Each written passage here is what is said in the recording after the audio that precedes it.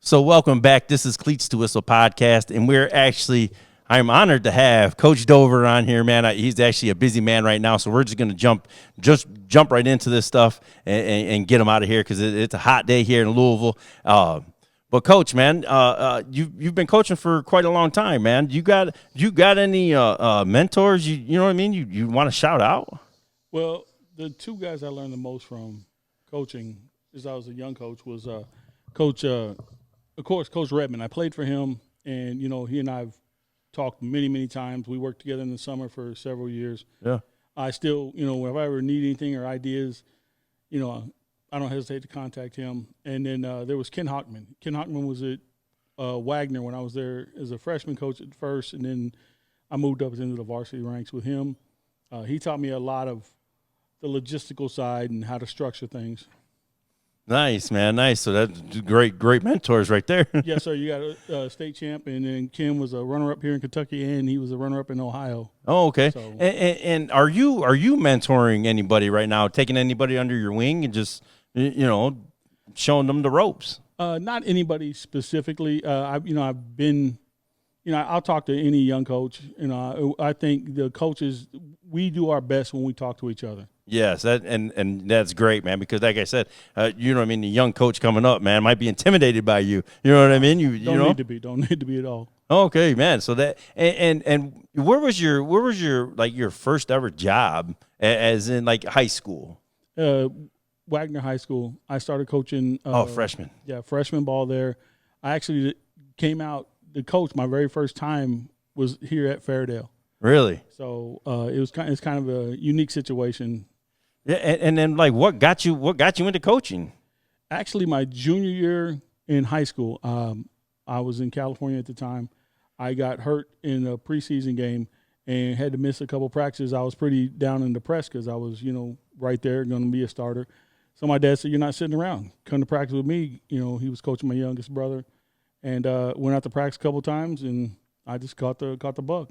Caught the bug, man. And you can when you catch it, man, you get it hard, and you can't get out. No, it really it's an extension of your career, and there's you got to do it with passion, and once it just holds on to you. Yes, sir. Yes, sir. And with you, what I mean. You guys are making this program right now under Coach Dover has been phenomenal. I've played a few times against and they're hard-nosed kids, man, and you got it rolling right now. Do they kind of take your persona and show it on the field? I guess so. It's just what we preach in practice. We try to get after each other as hard as we can. We don't get any better taking it easier on each other. We challenge them out there, and I want them to, I like the word passion. Another guy, he was a great friend of mine, Ty Scroggins, used to always say, you want them to play with emotion, not in their emotions. You want them to have that passion on the field. Yes, sir. Yes, sir. And then like for this long season, you guys been running, man, for the past few years. How do you deal? You know what I mean? Like as coaches, we put stress on ourselves. You know what I mean?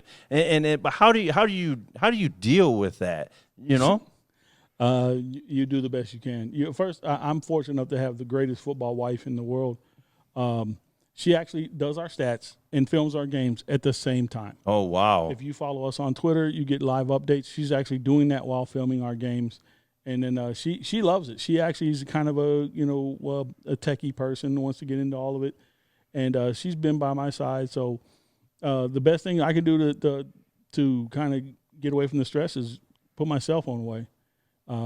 Because, with the cell phone, you're attached to the world at all times. Yes, sir. But every now and then you just gotta disappear. Yep. One of the best ways, believe it or not, is getting on the lawnmower over here and cutting the practice. Yeah, I was actually over here with Coach Watson doing his episode, and you were out there jamming away on it, man. Yeah, you got to get away. You have to get away from it every now and then, otherwise it will eat you up. Because, we play a game on Friday night, Saturday morning you're doing film, Sunday you're already on to your next opponent. You don't get a chance to breathe. And, that's now with huddle and online systems. It used to be Friday night. Who's getting in the car to go meet the film guy, the exchange. Yep. And that's after you did the copy. and then you go in exchange, and then you got to go home and make another copy so you can give it to the other coaches. And so it's faster now than it used to be, but you still got to find a way to disconnect from the world. Right. And then back in the day, man, do you have like a scouting story? You know what I mean? Because there was sometimes, man, where, you know, I'd stay out there in the rain and they'd be like, you better get everything, man, and just film whatever you. Yeah. Well, I was at Wagner in 1998. That kind of ages me a little bit. It was our last year there. We went to the state finals.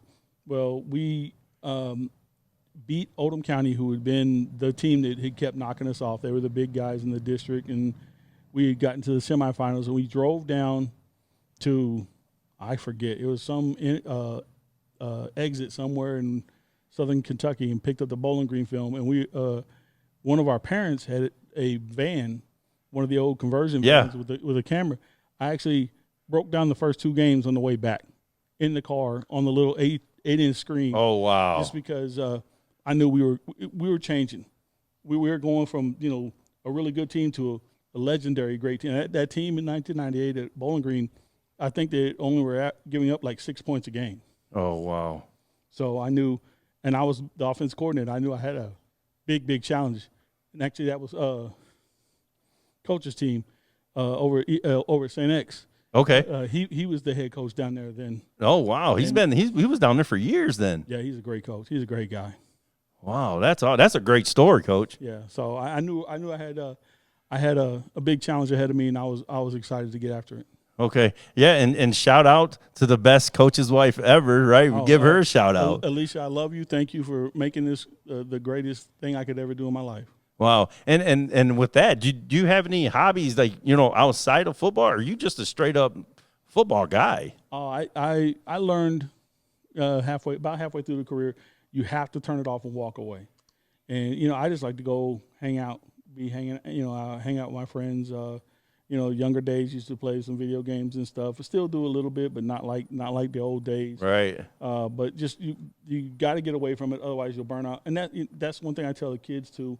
I'm one of those guys that really preaches go play other sports, go do something else, get away from this, because you know, if it's just my voice, it's just me grinding on you all the time to get better, working things, you start to go a little deaf to me. And we can't do that. I think it's bad for kids to just play one sport. So go do other things, get away from the pressure. Yes, and exactly, you know what I mean. Football, you know what I mean. You play one time a week, and you got, hopefully you guys got 15 in you guys this year, and I'm really pulling for you guys. Well, everybody wants to have those 15. I've been there twice and haven't won that last one yet. But that's my goal is to get that 15th. There you go. That's what brings you back. One. Yes, sir. This group, we're not as talented as we've been in the past, but I really love the way these kids work. I mean, for them to come out, and the temperature, it's, I think the heat index is like 96 right now. They're out there getting after it. They're not, they're not complaining. They know what we got to do. Stole a line from the Pittsburgh Steelers. The standard's the standard, and they know that we have to get the work done. Standard's the standard. Yep, that's a great quote right there. Are you a Steelers fan? Actually, no, but okay. I love the organization. I love how exactly they hired from within. I love the coaches they had there. I'm not a hater. I don't believe in hating on people.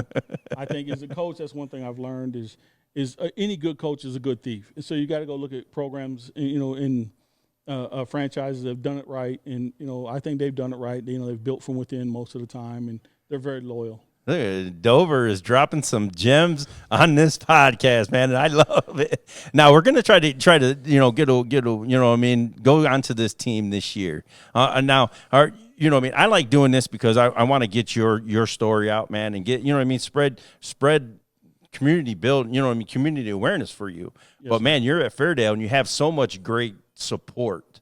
You know what I mean? It's unreal. It's unbelievable. Fairdale is a community within itself. We're a small town inside of the city. Mm-hmm. People don't realize that the community takes care of us. That they help us with pregame meals. We have people come over that want to help line the field and cut the grass. And it's this place is unbelievable with the community support. Yeah. So that and that's what I'm going to say. Are you guys doing any fundraisers for you guys that maybe I'll get on here and help support you? I'm not a big have guys sell things, so I want them to learn the value of hard work. So I like fundraisers where we get to go show up and help other people. So our big fundraiser this year, we're going to help at Fairdale Days at the fair, and then help cleaning up and some other stuff around it. We used to do the Derby stuff, but with COVID and when they took it all away, it's been hard to get back in over there. And I just think, Fairdale's been so supportive of us. I think that's where we got to look first. Yeah, so shout out the community here at Fairdale. You guys are amazing. Every time we come in, we come in here as an opponent. You know what I mean? These fans and they're fully behind you, and that's such an amazing feeling. Oh, it absolutely is. Yeah. Okay, and like you're in week 3, like you said, we're in dog days of summer, man. It is hot out here, and like just let us know like the how you guys are progressing in week 3. We're a little, I don't want to say we're behind. Every year, you get this grand idea to sit down with the schedule and do the install, and we're going to be here at this point and this point. But every year you got different kids. Yep. So it's always like, as a young guy, I wanted to be at this point at this time, at this point at this time. It's kind of like, now, as an older coach who's been around and seen it, where are we at? This is where we need to be ready week 1. What do we need to get done in order? And so that's where we're at. We're a little bit behind on special teams. We haven't done as much because we lost one practice because of weather. Yep. But other than that, we're okay. I'd like to be a little bit farther along offensively, but Jarrell, our guy who's our quarterback right now, he strained his shoulder, so we had to shut down installing some of the passing concepts and such. So yeah. And your staff, man, do you have a mixture of like old guys and young guys? Because I heard that you know what I mean. You got the Garcia kid. I don't know if he's on the staff, yes. But he ripped my heart out over here, just right here, Coach. I don't know. I can't remember if it was a slant or if he threw the fade. I can't remember that, man. But man, it was. I think we were. I think they won at the last second, man. That's how, what I mean. Do you have good kids? You know what I mean, like, as in staff? Yes, I actually do have some. I do have a good blend of older guys and younger guys. I was fortunate enough last year to get the steal of the year. Coach Shipley had left Shelby County and was kind of out there, and we had talked once, and I was able to snatch him up. And he's been a huge benefit. And of course, Kevin's been around for the last 6 years. But we got some guys that have really been around and been in some wars and some battles, and then got the younger guys with the energy. I have Dylan Garcia, like you said, and I also have Trey McCoy, who played here, who his senior year threw 34 touchdowns in a single season. And he has a great concept. Of what you want to do. Yeah, he understands. So he always wants to jump in there and help out with the quarterbacks a little bit. There we go. So I have 2 of the top quarterbacks that have been around here at Fairdale the last 20 years, out here helping the next generation. Nice. And are you guys done with 7-on-7 for the year, or you guys got a couple more things? No, I think we're going to be done, especially with Jarrell with his shoulder. Mm-hmm. He's on again, off again right now. We let him throw last week a little bit, probably a little bit too much, so we've shut him down for this week until the end of the week. But I'm not a huge fan of the July. That was my next question. And how do you feel about it? I liked it better when it was in June, so you could if it's just 7-on-7, you can install half of your offense, half of your defense, and then get some good work in, and then take that break, and then come back, and then. I think in July, we're all trying to compete and find out where we're at. And that's a good thing. And I do like that aspect of it, but we're taking away from our own practice times. Yes, sir. I know there's guys that are practicing in the morning and then doing 7-on-7s, different places at night. I just think that's a lot of wear and tear on kids, and you're just kind of you're playing Russian roulette. Yes. And this team now, do you have any leaders that are sticking out to you? Well, Jarrell's been doing a good job of leading. I wish John would be a little bit more vocal in a positive way. He's kind of like the big daddy bear in the locker room sometimes. Yeah. Then there's Mekhi Duncan, who, when he wants to, he can really take charge and get the guys going in the right direction. I just think with last year's senior group having been around and starting since sophomores, a lot of them, it was kind of hard for these guys to really get their voices out there, and now they're trying to figure it out. And that's something that every year you got to find out who your team personality is. Yep. I think it's starting to grow a little bit. Yeah, that's great, man. That's great. I wish nothing but the best of luck to you this year, man. Road to hopefully to game 15. But and that's what the last question. Going into this season, is there any goals that you had in mind that you wanted to you know what I mean have for this season? I just want to be competitive every week. I think last year the way the season ended left a bad taste in our mouths, which, I'll be honest, Owensboro's just in a better place than we are right now. They got more talent, and, for us to play with a team like that, we got work to do. But this group, we have a lot of new guys in new places, not necessarily young guys, just guys that, having to play from one side of the ball to the other this year. I just want to be competitive every week. We'll get better every week. We got some young guys we're really excited about, and we got some guys that are developing really quickly. But, I think early on, as long as we're competitive, I think our experience over the last couple of years will pay dividends.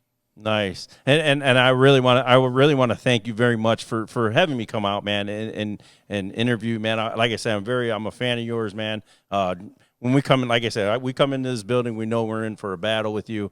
And like I said, I appreciate that type of coaching, man. You made me, you make a guy nervous, man. I don't want to make nobody nervous. Well, as your teams, because I know, man, we're in for a dogfight, man. As long as we're doing that, then we're doing it right. There we go, man. This has been a great podcast, man. This is Coach Dover here at Fairdale High School, man. Yeah, it's been an honor. Like I say, everyone has a story, and I'm here for them to tell it. Cleats to Whistle Podcast.